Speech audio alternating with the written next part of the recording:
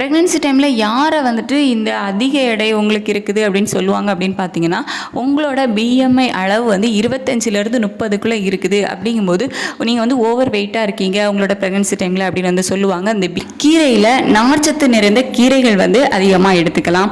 காய்கறிகள் பார்த்திங்க அப்படின்னா கேரட் வந்து எடுத்துக்கலாம், சீனி கிழங்கு எடுத்துக்கலாம், முழு கோதுமை, அதுக்கப்புறம் ஓட்ஸ், அதுக்கப்புறம் பழுப்பு அரிசி.